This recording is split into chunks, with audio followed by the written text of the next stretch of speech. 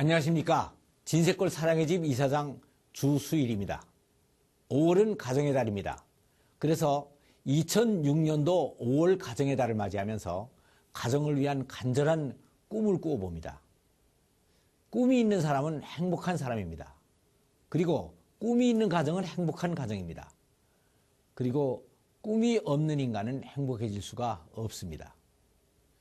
인간의 행복은 꿈과 소망이 이루어지는 모든 과정 속에서 느껴지는 것이기 때문입니다. 그런데 이 꿈에도 종류와 수준이 있습니다.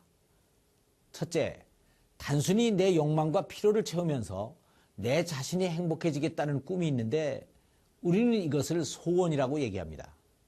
그리고 다음에는 이웃의 욕망과 필요를 채워주고 그들이 행복해하는 것을 보면서 보람과 기쁨을 누리는 꿈이 있는데 이것을 우리는 비전이라고 얘기를 합니다. 그런데 소원은 작은 꿈으로 작은 행복을 이루고 비전은 큰 꿈으로 수준 높은 큰 행복을 이룹니다.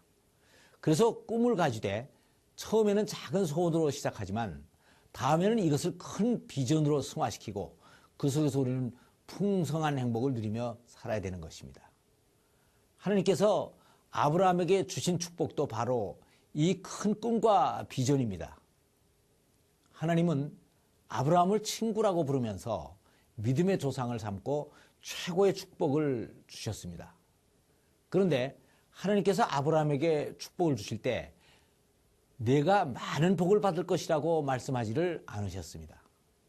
내가 만민에게 복을 나누어주는 복의 근원이 될 것이라고 말씀을 하셨습니다.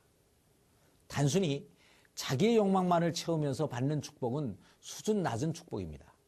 그런데 아브라함이 받은 축복은 이러한 자기의 욕망과 자기의 소원을 이루는 축복이 아니고 자신을 통하여 지상의 모든 족속들이 축복을 받게 되는 높은 수준의 축복인 것입니다.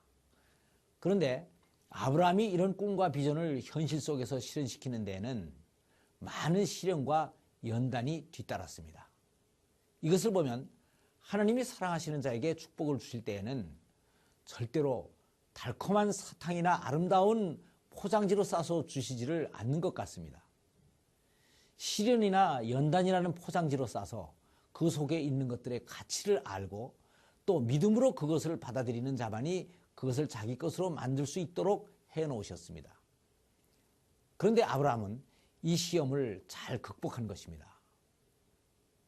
그동안 아브라함은 친숙했고 편안했던 모든 기득권을 포기하고 갈 바를 알지 못한 채 갈대아 우르를 떠나는 것입니다.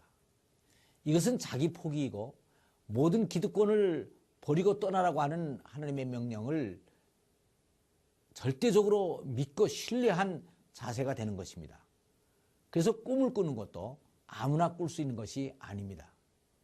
구약 성경을 보면 대부분의 믿음의 선조들이 다 비전과 꿈을 많이 가지고 있었던 것을 볼 수가 있습니다. 야곱이 꿈속에서 하늘로 향한 혀다리를 보았고 요셉은 하도 꿈을 많이 꾸어서 형제들로부터 꿈쟁이라는 별명을 얻었고 다윗도 그렇고 베드로가 그렇고 사도 요한이 바울이 꿈을 꾸고 환상을 보았습니다. 이런 것을 보면 꿈을 꿀 수 있다는 것 자체가 크나큰 축복인 것입니다.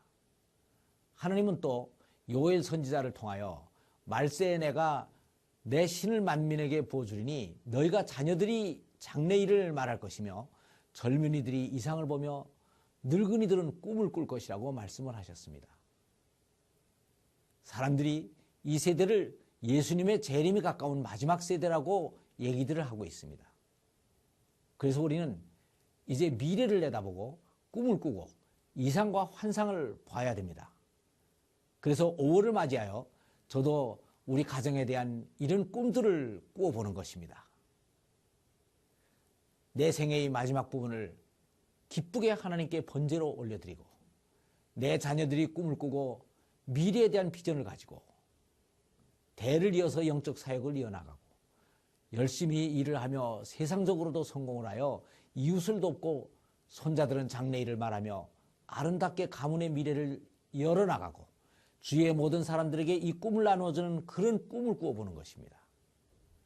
우리들의 가정이 모두가 삼위일체 하나님의 형상과 모양을 가진 하나님의 가정을 이루고, 그래서 남편은 더 이상 아내를 자기를 행복하게 하기 위한 수단으로 생각지 않고 자기의 수준 높은 행복이 바로 아내의 행복 안에 있다고 생각을 하며, 지금까지 가져왔던 가부장적인 권위를 버리고 아내를 희생적으로 사랑하고 섬기며, 그래서 아내는 남편을 신뢰와 존경으로 따르고 현재의 남편을 만난 것이 자기 평생의 최고의 행운이었다고 고백을 하고, 남편은 또 남편대로 당신이 나의 아내인 것이 최고의 행복이었다고 고백을 하는 그러한 꿈, 자녀들을 진실로 가르치고 섬김으로 돌보며, 그래서 아이들이 부모에게 기쁨으로 복종하고 형제들은 우애가 있어서 서로 협조를 하며 훌륭한 부모 밑에서 태어난 것을 최고의 행운이라고 고백하는 그런 가정을 꿈꿔봅니다. 부부가 서로 오래 참아주며 온유하며 말 한마디도 부드럽게 하고 경쟁과 갈등과 싸움이 없는 더불어 사는 가정이 되고, 내 이익이 먼저가 아니고 우리의 유익이 먼저 되고, 교만하지 않고 허세가 통하지 않고 힘이 통하지 않고 이기심이 통하지 않는 가정, 모든 것을 참고 모든 것을 바라며 모든 것을 믿고 견디는 가정, 자기 자랑이 통하지 않는 가정, 성김과 희생이 왕노릇하는 가정, 복종과 효도와 온유와 참음이 자랑스러운 그런 가정을 꿈꿔봅니다. 그리고 이런 가정이 이 나라의 모든 곳으로 퍼져나가서 사람들이 사회적인 성공을 하기 전에 먼저 가정을 바로 세우고, 그래서 그렇게 크게 성공을 하지 않아도 아름다운 가정 문화 속에서 모두가 작은 행복을 누리며, 그래서 온 나라가 행복해지는 그런 아름다운 세상을 꿈꿔봅니다.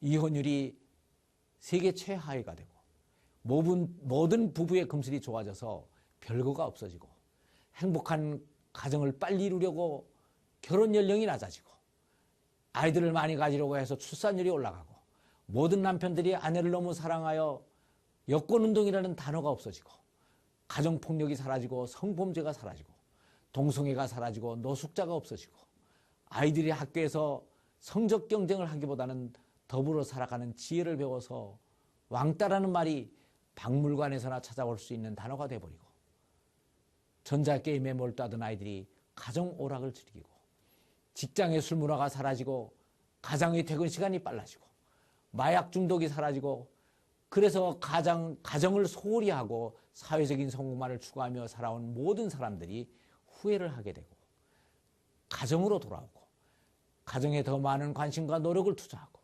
아름다운 가정 문화가 활짝 꽃피어서 아이들이 소중하게 돌봄을 받고, 잘못된 서양 문물의 영향을 받아서 방자해졌던 젊은이들이 반성을 하고 노인들을 존경하며 부지런히 일하여 가게를 바로 세우고, 아버지가 출근할 때면 아내와 아이들이 현관에 나와서 남편에게, 아빠에게 허깅을 하며 출근 세레머니를 벌리고, 아빠가 일찍 퇴근해서 아이들과 손잡고 놀이터에 나가고, 식사 때는 온 식구가 같이 밥상에 둘러앉아 재미있는 얘기를 나누고, 아이들의 생일이 축복을 받고 부모님의 기일에 후손들이 모여 추모 예배를 드리고, 자기의 가문을 다 자랑스럽게 생각을 하고, 이런 마음이 애국심으로 승화되어 온 나라가 하나가 되고, 이로 인해 정치와 경제와 사회가 건전하게 발전을 하는 아름다운 나라가 되는 것을 꿈꿔보는 것입니다.